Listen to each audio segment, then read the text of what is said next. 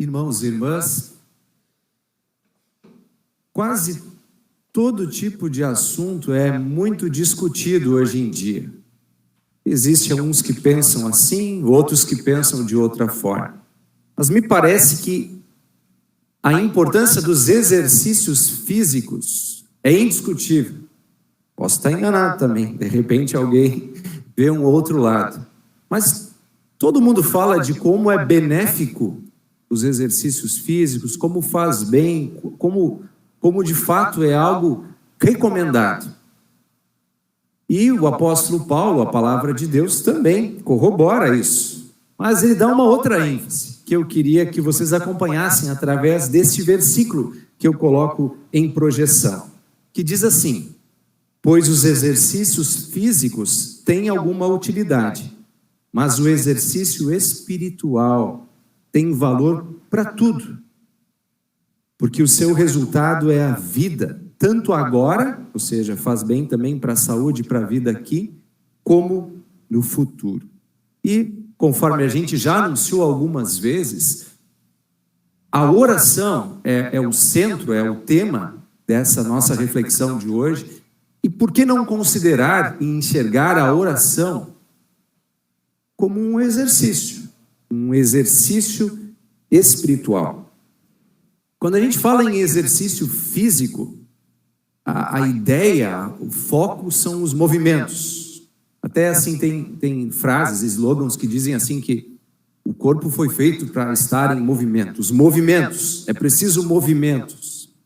E quando fala em exercícios ou em modalidades esportivas, eu acho impressionante os movimentos das ginastas. Até coloco agora umas imagens, sabe?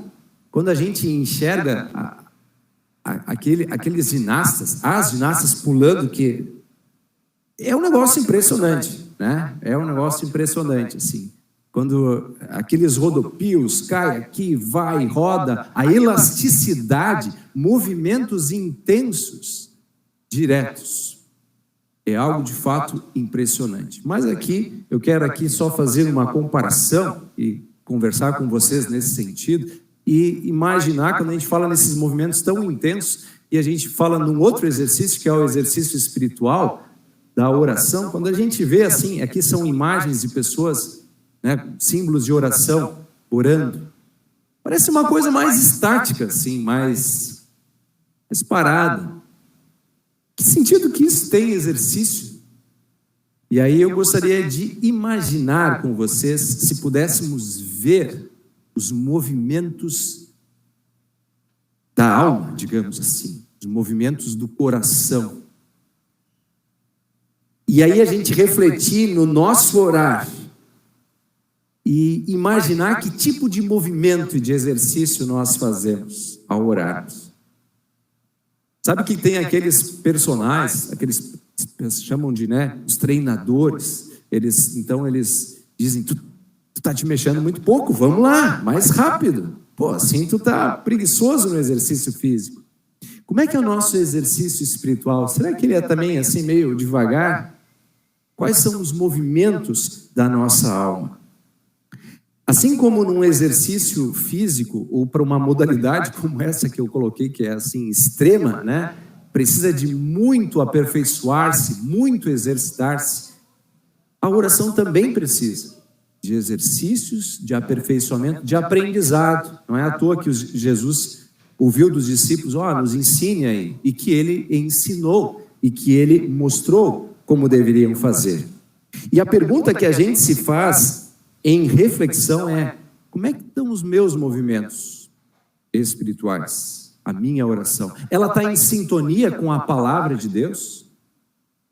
Algumas modalidades dessa da ginástica tem que estar em sintonia, tem que ter os movimentos exatos. A gente tem uma sintonia com a palavra de Deus? E aí, obviamente, a gente vai pegar agora os textos bíblicos lidos pelo pastor Reinaldo e refletir. Eu gosto sempre de lembrar, o nosso culto, a base são essas leituras bíblicas. A base é essa leitura da palavra de Deus. E a leitura do Antigo Testamento, Gênesis 18, né? Lá fala de um atleta, de um ginasta, né, digamos assim. alguém que tinha movimentos intensos espirituais, que era Abraão. E esse texto é quase irônico, né? A maneira como Abraão exercita e repete seus movimentos ousadamente, conversando com Deus. Já que às vezes a gente se desliga ali, não presta tanta atenção, quem acompanhou, ok, quem não acompanhou, ali quando o pastor Reinaldo leu, uma cidade seria destruída por causa do pecado e da imoralidade. E Abraão pede em favor dos moradores. E aí ele diz, se tiver 50 justos lá, para aí, o seu nome é santo, o Senhor cumpre as suas promessas, é misericordioso, não vai, né, destruir. Não vou, diz Deus, não vou. E se tiver 45? Não vou. Se tiver 40, aí vai para 30, para 20, chega a ser assim na leitura, nossa, né, que ousadia. Agora lembrem que a ousadia do movimento de Abraão em oração, do movimento da sua alma, não é uma ousadia em si mesmo, sim, como ele puxa a sua força, não, é uma ousadia na graça de Deus, em direção à graça de Deus. E ali a gente pode observar e aprender, assim como muitos outros atletas da oração.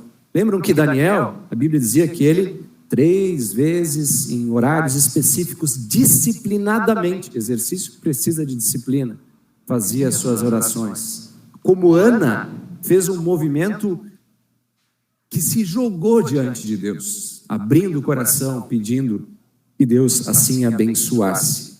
Assim nós olhamos para a Escritura, só que o grande herói de tudo sempre é Jesus, e o texto do Evangelho mostra Jesus orando. Antes ali mostra que ele estava em oração. É como se os discípulos tivessem olhado Jesus assim, e de certa forma percebido assim, movimentos muito diferentes. Não, mas olha, que movimentos. É como, né, quando a gente enxerga aquelas ginastas e fica impressionado, assim, mas como é que faz isso? Eles olham para Jesus e dizem, Jesus, nos ensine a orar. Como é que a gente faz? A gente precisa saber. Por isso que eu falo que a oração é algo a ser aprendido e exercitado. E Jesus ensina. E ele começa dizendo que prioritariamente, a gente pede por bênçãos espirituais. Se o Espírito de Deus está conosco, e pedimos isso quando a gente tem as primeiras orações do Pai Nosso, que Jesus ensina, a gente sempre é ensinado a pedir isso. Santificado seja o teu nome. Quer dizer, em nós, através de nós, venha o teu reino, seja o rei da minha vida. E assim a gente aprende a falar, a dizer. E Jesus também, neste ensino desse movimento, ele mostra a motivação. E a motivação de Jesus em Lucas 11 é muito bela, pessoal. É muito bela. Porque ele usa o exemplo de um pai. E olha o jeito que ele diz, pensem bem, pensem vocês. Se um pai ouve o filho pedindo, e o filho vai lá e pede um peixe, um alimento que era comum dele, será que o pai vai dar uma cobra? Não, óbvio que não. Pensem vocês, gente. Se o pai e a mãe ouve o filho pedindo um ovo, será que vai dar um escorpião? Claro que não, ele diz, né? E aí a palavra é quanto mais Deus, que tem um amor perfeito, não atenderá vocês. Por isso orem. Olha, ele como está dizendo, salta, cara, pula. Não adianta tu ficar com medinho na hora do salto, na hora do exercício, na hora do movimento. É um convite para estarmos diante de Deus com coragem.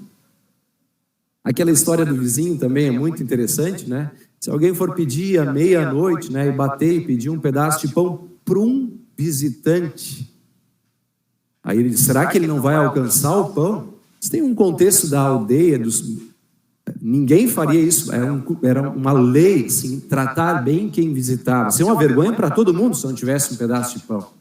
Então é lógico que ele vai alcançar, ou por ser amigo, ou por não passar vergonha, ou por causa do incômodo. Quando diz assim, ou por causa do incômodo, mais uma vez é uma ênfase de Jesus, Te mexe, cidadão. Ora. E olha como nós temos uma palavra de Lutero sobre isso. Olha como ele escreve de uma maneira muito enfática. Ele diz assim: é preciso aprender a orar, aprender a invocar. Escuta bem isso, ele coloca. E não fica por aí recolhido, sentado, andando cabisbaixo, cambaleante, torturando-se, consumindo-se com teus pensamentos, preocupado, lamentando tão somente tua má sorte, o quanto sofres, o quanto és miserável. Pelo contrário, aí Lutero escreve, né? Vamos lá, seu preguiçoso, cai de joelhos, ergue as mãos e os olhos aos céus. Veja se não é, né? Como um treinador daqueles da academia dizendo: vamos, cara, né? Mais uma. Tá muito devagar, te mexe, te movimenta.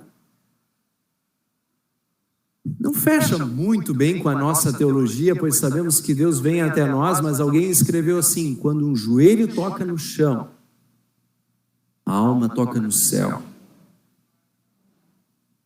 Quando nós ali nos inclinamos, nós nos elevamos.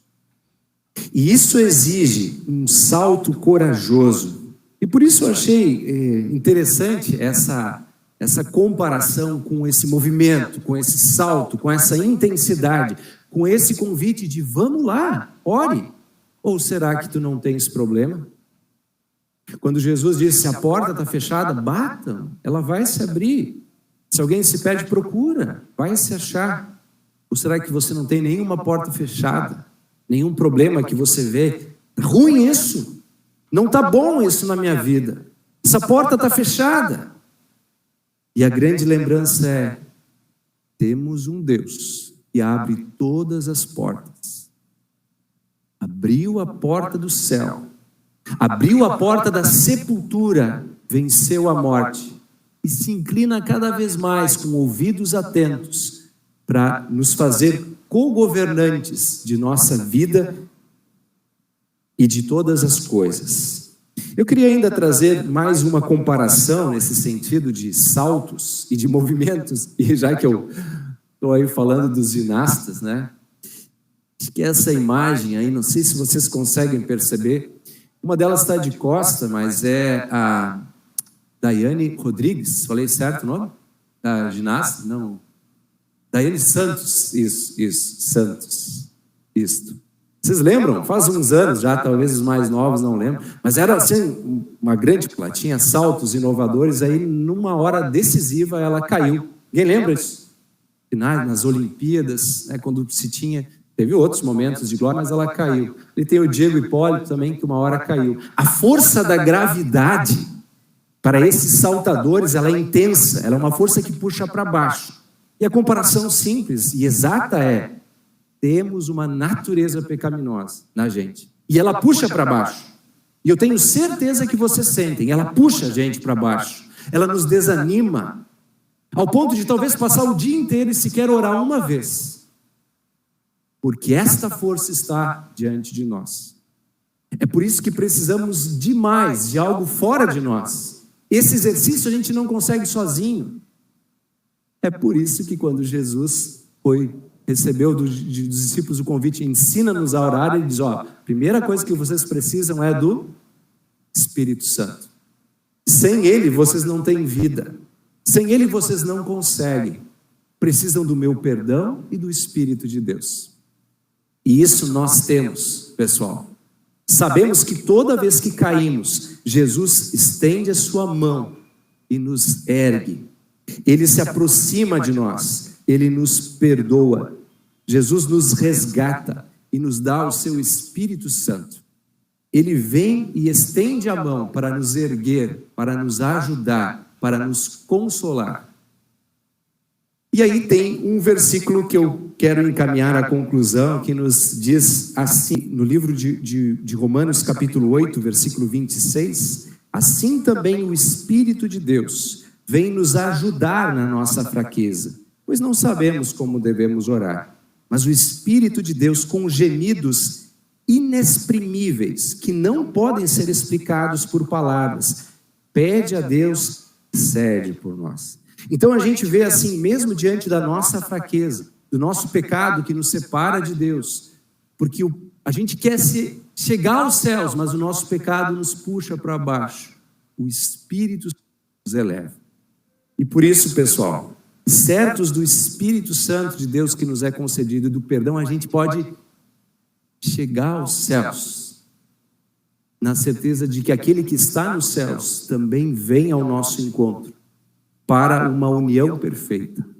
Que esses movimentos intensos, de lá para cá e daqui para lá, formem esse diálogo e essa saúde.